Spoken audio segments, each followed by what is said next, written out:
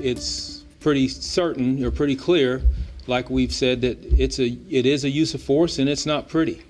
It's hard to watch, and it's difficult not just from an outside perspective, but also internally, because we never want to see our officers, one, have to be subjected to being hit, but also not having to hit citizens.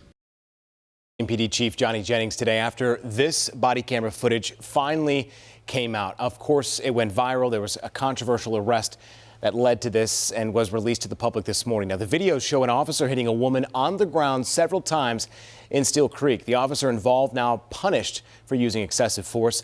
All of this because two people were smoking at a bus stop. We'll get to what one of their lawyers has to say about that in just a moment. But first, WCNC Charlotte's Julia Kaufman walks us through what exactly happened and why local activists, they say the punishment just doesn't go far enough. The officer who CMPD says used excessive force is suspended for 40 hours and must do more training. The Charlotte-Mecklenburg NAACP president says it's going to take a lot more to enact change. Officers approached Christina, Pierre and Anthony Lee on November 13th for smoking at a bus stop in Steel Creek. You smoking weed? Things quickly escalated when officers tried detaining the couple. Whoa, whoa, whoa, what are you doing? What are you doing?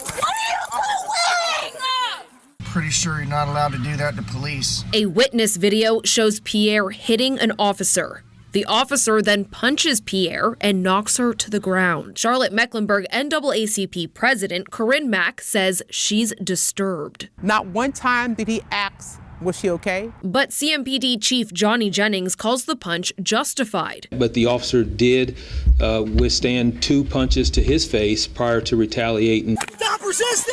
While trying to get Pierre to comply, Officer Pistone punched her thigh several times, which CMPD policy allows. But after Pierre's hands were behind her back, he punched her 14 more times, which was deemed excessive. This goes beyond creating new policies. There were policies in place that were violated that day. This is about how we treat each other in terms of our humanity. This was about implicit bias and bias. Mack wants to know why police put her hands on the couple initially when weed is decriminalized in North Carolina. What happened to de-escalation? It never happened. Jennings says you can be detained for a citation. Just because the officer is placing him in the handcuffs or having him stand up, that does not necessarily mean he's going to jail. Pierre and Lee were arrested on several charges, but the Mecklenburg County District Attorney later dropped them. Jennings says the internal investigation is complete, but Mack wants more oversight. We believe that the FBI should be the ones doing the investigation.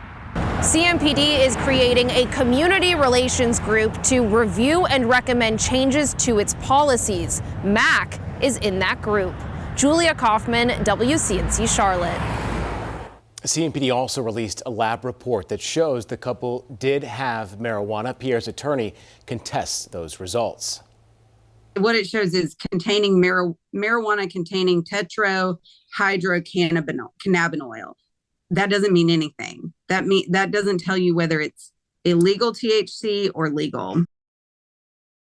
You can find complete coverage of this story right now on WCNC.com and the WCNC Charlotte mobile app.